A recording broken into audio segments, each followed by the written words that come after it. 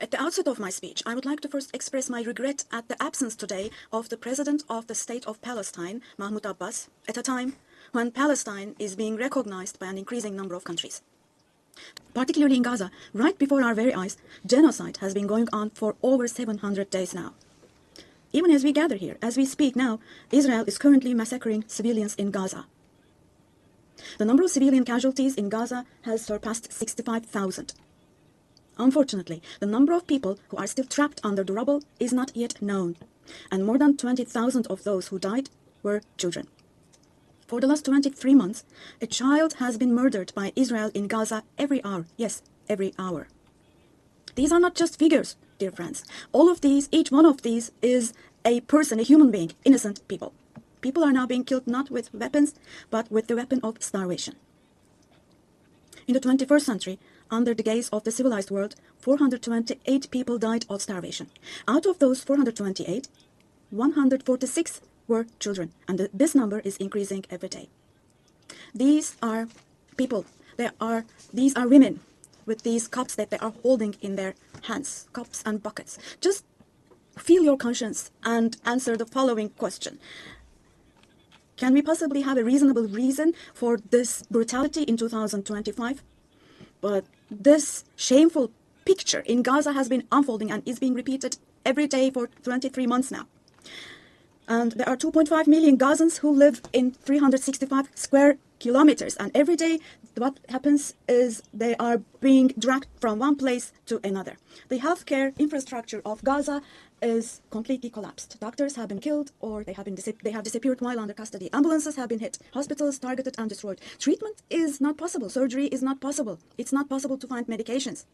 Now, dear friends, now as Tayyip Erdogan, with a heavy heart, with my heart bleeding here, I'm telling you, innocent little ones, just 2 or 3 years old, without hands, arms or legs, have become, unfortunately, a common sight to see in Gaza. What kind of a human conscience can possibly bear this? Possibly. How can one stay silent vis-a-vis this? In a world where children are dying of starvation and lack of medication, can we possibly have calm and peace? We all are parents. We have children or grandchildren who we dearly cherish. Here, say in America or in Europe, anywhere in the world, when a small rose thorn hurts a child's hand, the hearts of parents break. But in Gaza, children's hands, arms, and legs are being amputated without anesthesia. Now, I'm extremely sorry to say, but this represents the lowest point of humanity. Human history has not witnessed such bloodshed within the last century. All of this is happening before our very eyes. The genocide in Gaza is being broadcast live every moment through the media and social media.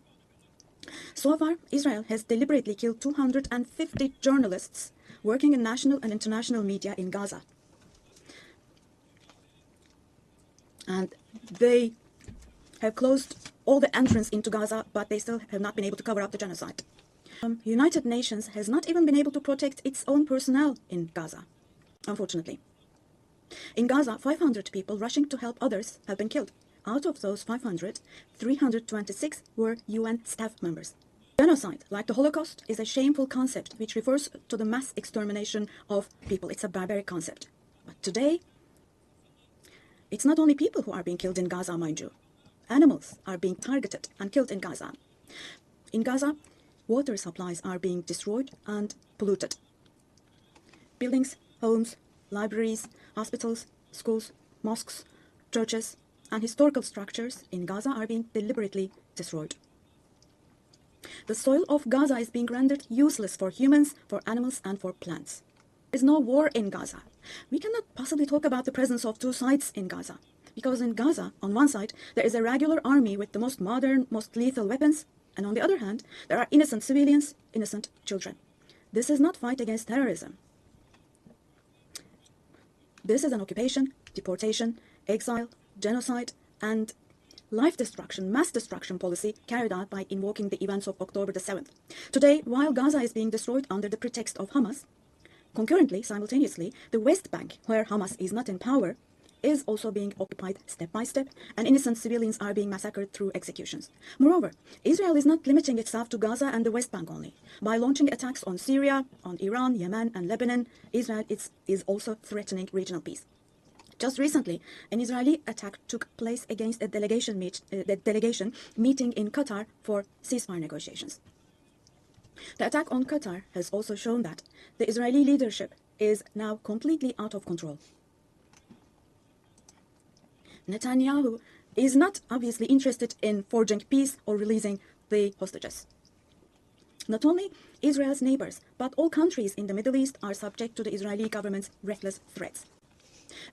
The Israeli government, driven by an obsession with the promised lands, is openly threatening regional peace and the shared values of humanity. Holy place, Al-Quds, is holy for all three religions. This madness disturbs conscientious Jews. It fuels anti-Semitism around the world. We cannot continue with this madness anymore. We have to have ceasefire in Gaza as soon as possible. Attacks should stop. Humanitarian aid should be able to enter with no obstacles. The genocide team should be held accountable vis-à-vis international law. And God willing, this will definitely happen. Vis-à-vis the barbarity taking place in Gaza. Everyone who is keeping silent is accomplice to this barbarity. From here, I would like to call on all the heads of state and government. Today is the day. Today is the day to stand firm alongside the oppressed Palestinians and alongside humanity. While your peoples back home are reacting to the barbarity in Gaza, do show the courage to take action here.